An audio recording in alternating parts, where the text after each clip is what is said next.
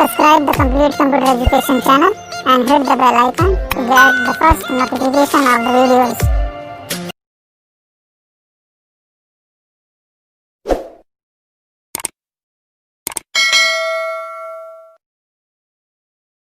नमस्कार, आप सभी का द कंप्लीट कंप्यूटर एजुकेशन में एक बार फिर से स्वागत है। जो आज का वीडियो है हमारा टैली का वाउचर के ऊपर होगा। इसमें हम समझेंगे वाउचर्स कितने प्रकार के होते हैं और किस वाउचर को किस टाइप की एंट्री के लिए यूज़ किया जाता है। तो ये स्टार्ट करते हैं ये वीडियो जो कि है वाउचर के ऊपर। तो अगर आप टैली सीख रहे हैं या टैली के स्टूडेंट्स हैं तो ये जो वीडियो है आपके लिए बहुत ही लाभकारी होगा। तो ये स्टार्ट करते हैं। तो यहाँ पर आप देख रहे हैं सबसे पहले कॉन्ट्रा वाउचर। सबसे पहले हम समझ लेते हैं कॉन्ट्रा वाउचर को हम क्यों यूज़ करते हैं। तो कॉन्ट्रा वाउचर का यूज़ किसी भी प्रकार की जो बैंक से रिलेटेड एंट्रीज़ होती हैं उनको पास करने के लिए किया जाता है, जैसे कि cash withdraw and cash deposit into bank या कैश विड्रॉल फ्रॉम बैंक। तो इस तरीके की दो प्रकार की एंट्री ही हम इसमें एंटर करते हैं। यदि आप सोचें कि इसके अंदर कैश पेमेंट से एंट्री मतलब चेक से यदि आप पेमेंट करते हैं किसी को तो भी F4 के अंदर आएगी, तो ऐसा नहीं है। सिर्फ cash deposit into bank on cash withdrawal from bank, इस तरीके की दो प्रकार की एंट्री ही हम जो है बैंक के अंदर करते हैं, कॉन्ट्रा वाउचर के अंदर करते हैं, जिसकी शॉर्टकट कीज़ होती है F4 की। इसके बाद पेमेंट वाउचर। पेमेंट वाउचर का यूज़ पेमेंट से संबंधित एंट्रीज़ के लिए किया जाता है, यानी कि जो भी पेमेंट आप कैश में करते हैं तो यहाँ पर ये याद रखना है कि कैश से संबंधित एंट्री का ही यूज़ यहाँ पे किया जाएगा। और कैश कई प्रकार से हो सकते हैं, जैसे कि आप चेक से भी पेमेंट कर सकते हो, DD से भी पेमेंट कर सकते हो और कैश भी पेमेंट कर सकते हो। लेकिन नगद भुगतान के साथ यदि आप करते हैं तो यहाँ पे F5 के साथ आप पेमेंट वाउचर के अंदर इसको एंटर करेंगे। इसी प्रकार से रिसिप्ट वाउचर।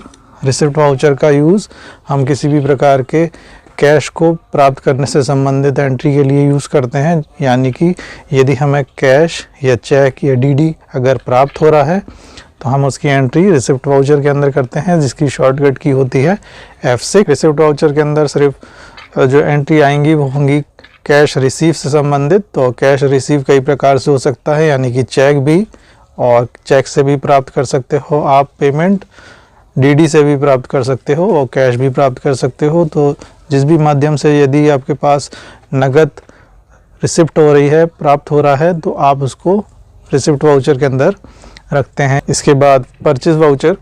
परचेज वाउचर के अंदर आप उधार परचेज से संबंधित एंट्री करते हैं, जिसका शॉर्टकट की होता है F9।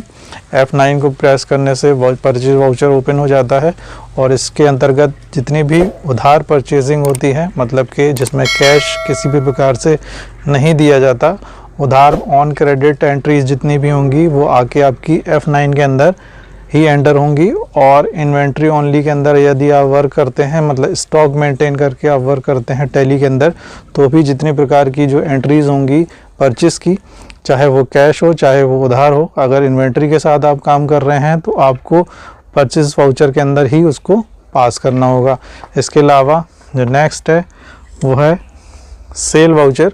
सेल वाउचर के अंदर ऑन क्रेडिट सेल से संबंधित एंट्रीज आती हैं, यानी कि यदि आप सेल कर रहे हैं उधार तो आप F8 की को प्रेस करेंगे और सेल वाउचर के अंदर उसको पास करेंगे। इसके अलावा यदि आपके पास कोई स्टॉक आप मेंटेन कर रहे हैं, इन्वेंट्री के साथ काम कर रहे हैं, तो किसी भी प्रकार की जो सेल होगी स्टॉक के साथ, चाहे वो कैश हो चाहे वो उधार हो, आप स्टॉक अगर मेंटेन कर रहे हैं तो उसकी एंट्री जो है F8 के अंदर आप उसको एंटर करेंगे। तो F8 की सेल वाउचर के लिए यूज़ की जाती है और उसका यूज़ ऑन क्रेडिट सेल को करने के लिए हम करते हैं। इसके बाद आगे जनरल वाउचर। जनरल वाउचर का यूज़ हम इस तरीके की एंट्री करने के लिए करते हैं, जिसका शॉर्टकट की है F7।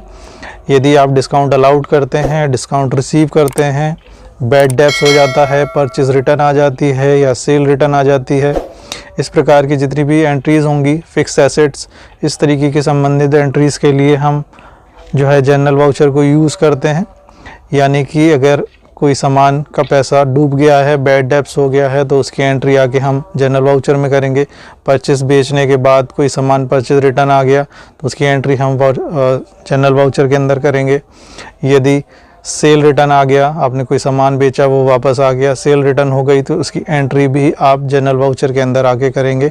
और अगर आप फिक्स एसेट, कोई संपत्ति से संबंधित चीज़, फिक्स एसेट की एंट्री कर रहे हैं तो वो परचेस में ना जाके आपकी जनरल वाउचर के अंदर ही पास होगी। तो इस तरीके की जो एंट्री है जनरल वाउचर के अंदर हम करते हैं।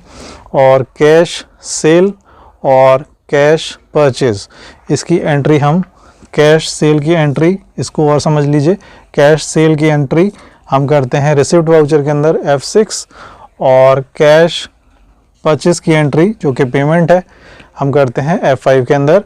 उधार परचेज की एंट्री हम करते हैं परचेज वाउचर के अंदर F9, और उधार सेल की एंट्री हम करते हैं सेल वाउचर F8 के अंदर। तो ये थे वाउचर्स। यदि आपको ये वीडियो समझ में आया हो तो प्लीज़ इस चैनल को लाइक और सब्सक्राइब ज़रूर कीजिएगा। आपको बहुत बहुत धन्यवाद।